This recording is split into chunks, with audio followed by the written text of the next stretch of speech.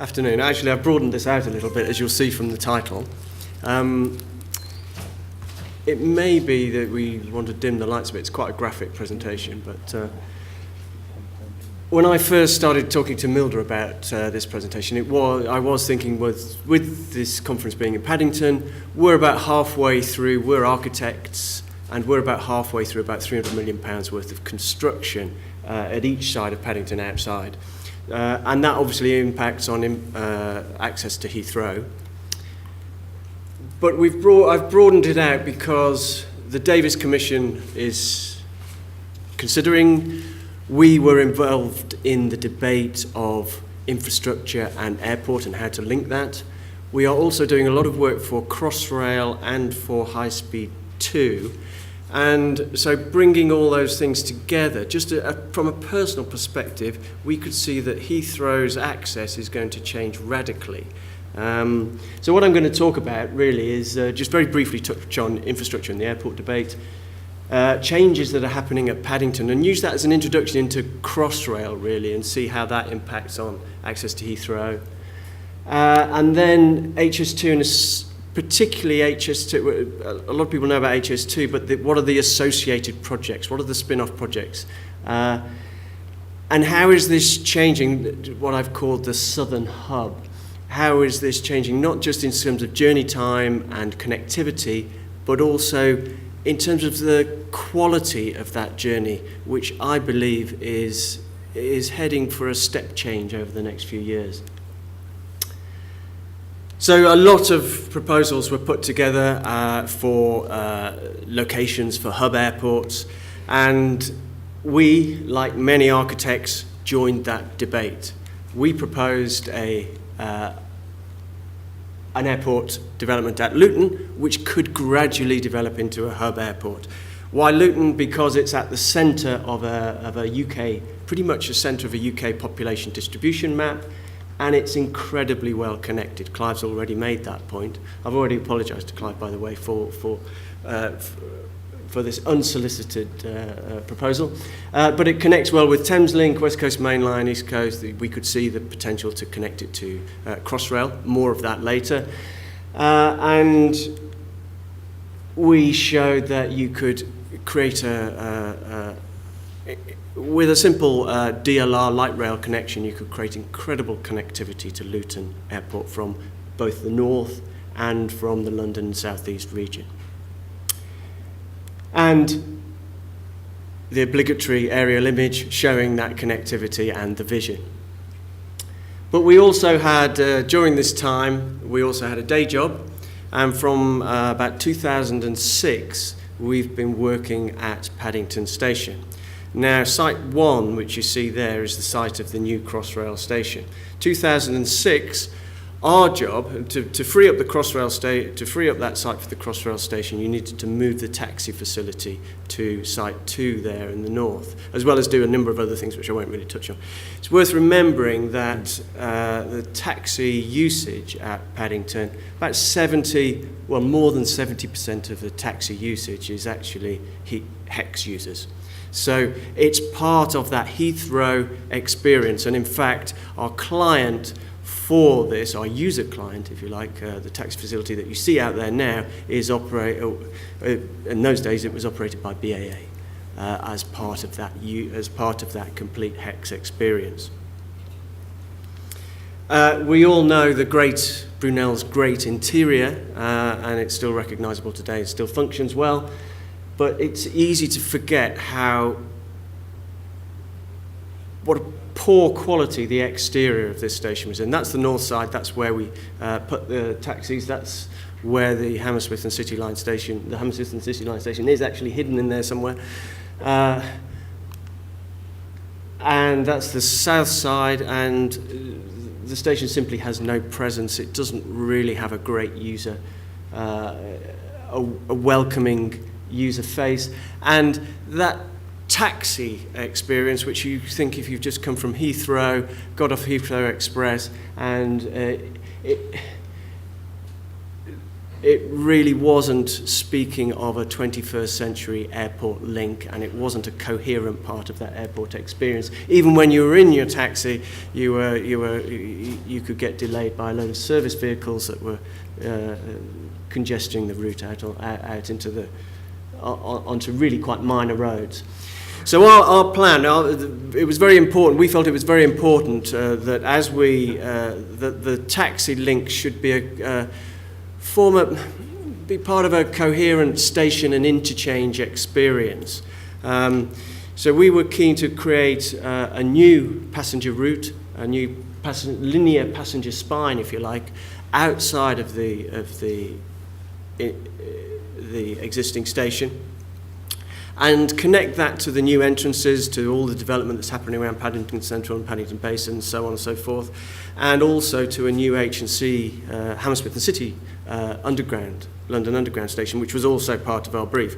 Oh, and by the way, that would also serve taxis and cars, and they would come straight out onto the A40 and onto the main infrastructure, the main sort of road infrastructure.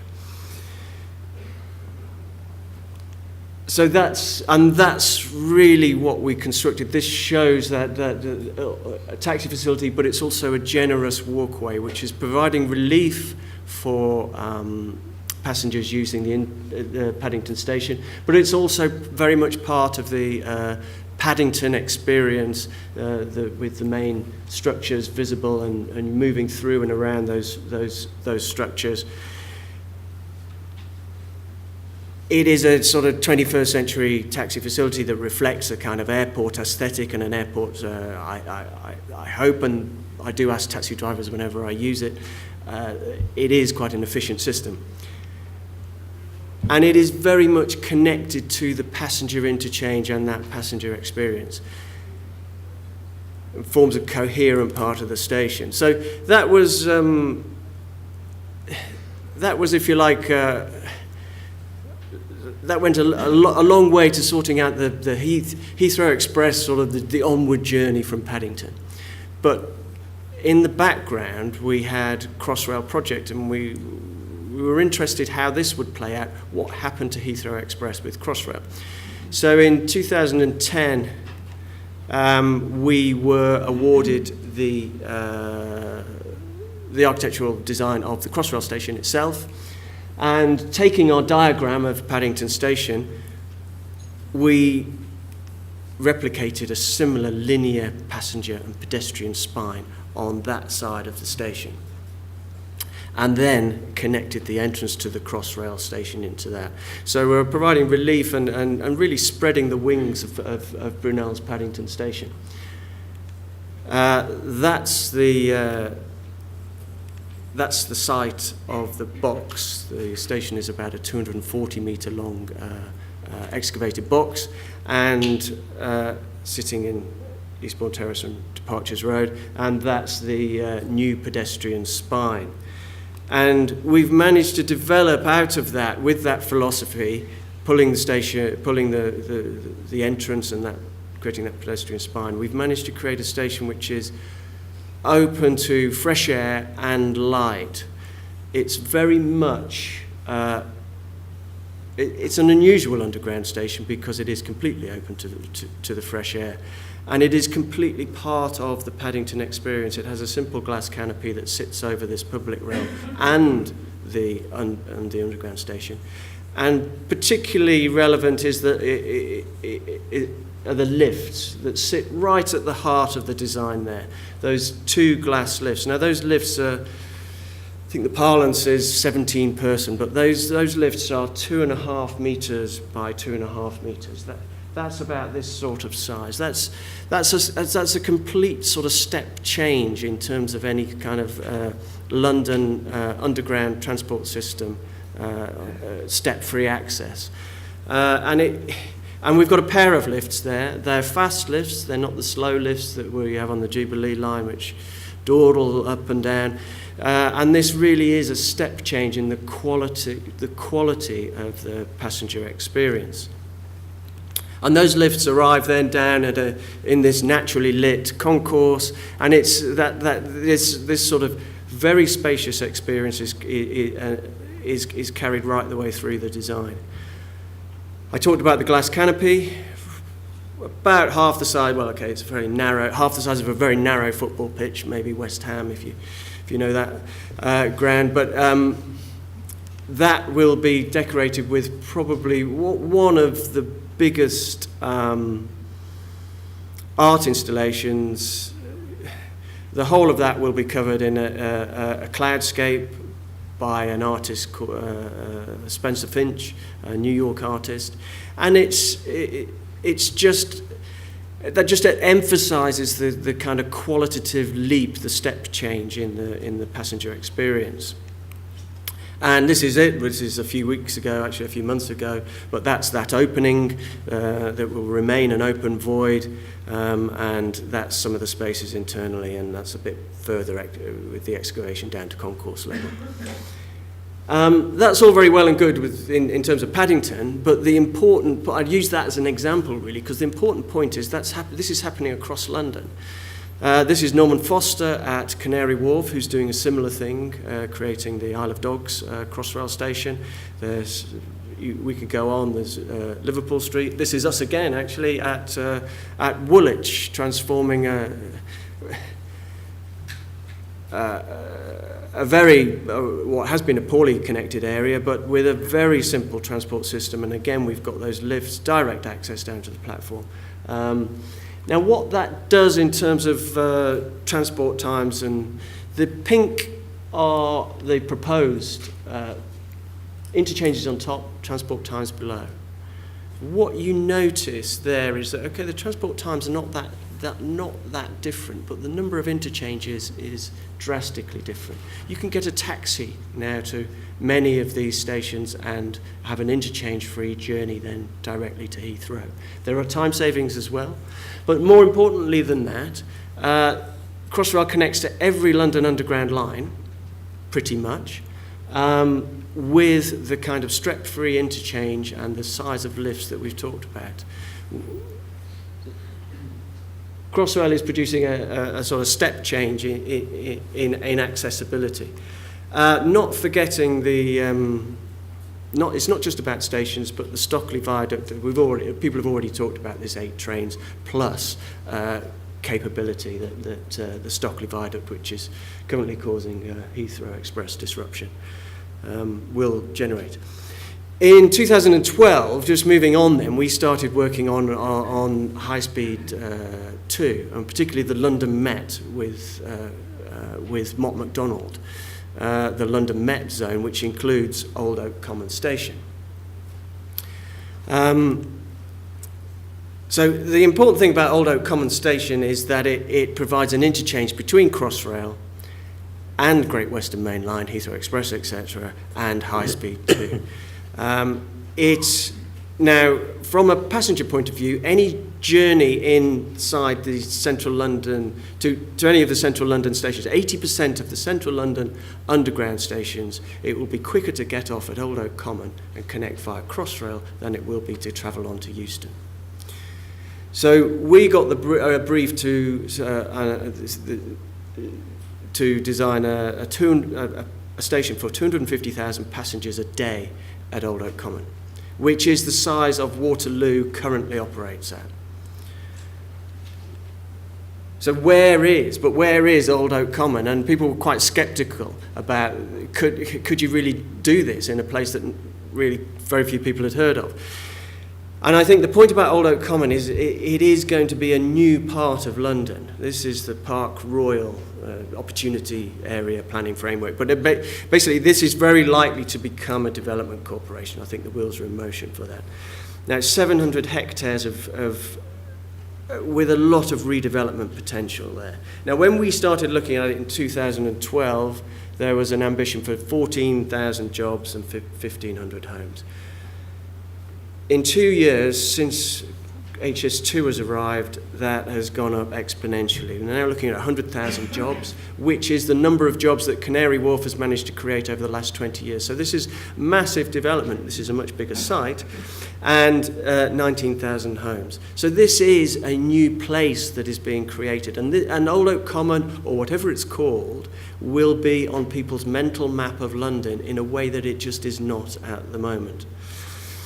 I think we can skip over that slide. I don't think, but that's our site at the moment. And when we first started, there's a lot of scepticism in the press about this because we're in a kind of a depot sandwich. So we're creating Waterloo Station between the North Pole depot and a new Crossrail depot.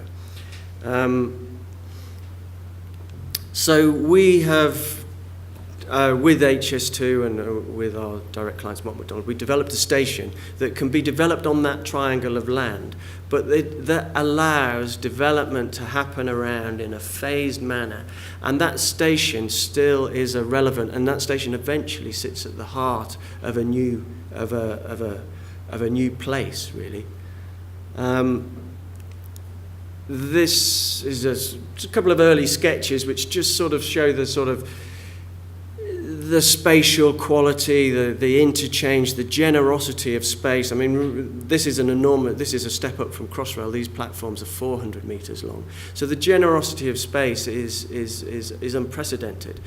And the sketch below shows a notional, starts to explore ideas about how we connect the levels of the canal over to the left and the Scrubs open space to the right.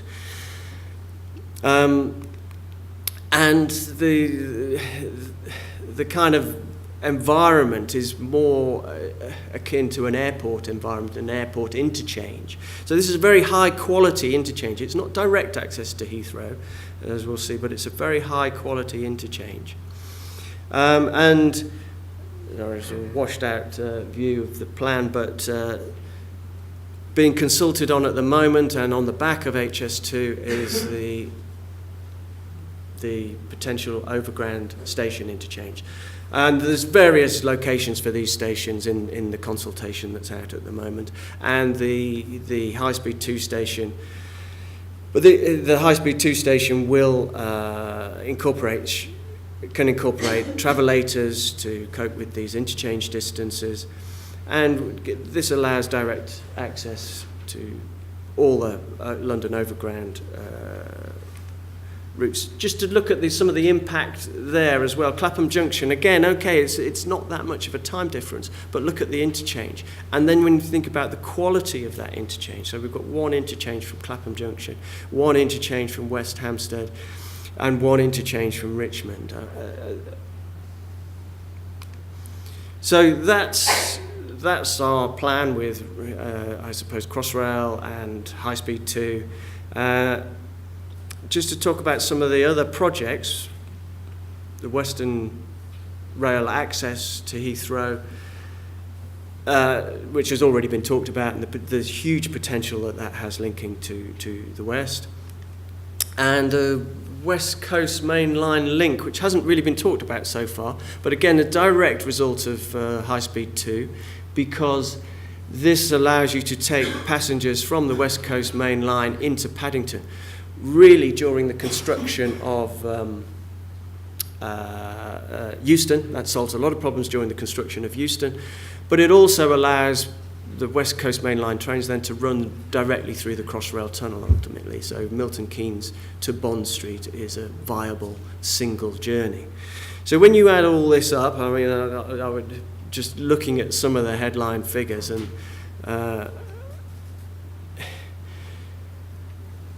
the change is really quite radical from Reading, which currently has a bus service, or you have to come into Paddington. Bristol is within an hour and 20 minutes and one interchange at Reading. And we know the quality of Reading. Oh, we didn't build Reading Station, that's Grimshaws. But we know the quality of Reading Station, and that's, again, a step change in the kind of interchange quality.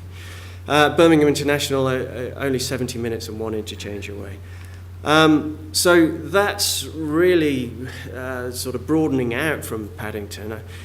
What I I think this represents pretty much what Simon showed earlier. That's a rough contour of 1 hour and 1 interchange accessibility to Heathrow now. And we think with all that, it looks something like that. And the 1 interchange is important because people will bear 1 interchange if it's high enough, if it's good enough quality. Beyond that, the distance, the time doesn't really matter if you've got multiple interchanges. So that's what I'm that's what I've called the Southern Hub, and I think George Osborne and people have really woken up to the Northern Hub. And I think I can understand why the cities of the north are looking enviously at the south, because it's already a lot of this is committed and set on a delivery timescale. And I think the Northern Hub is actually absolutely the right way to drive similar kind of growth through connectivity in the north. And so that's it. I'll leave you with an image of the new front door to Paddington Station. Thank you very much.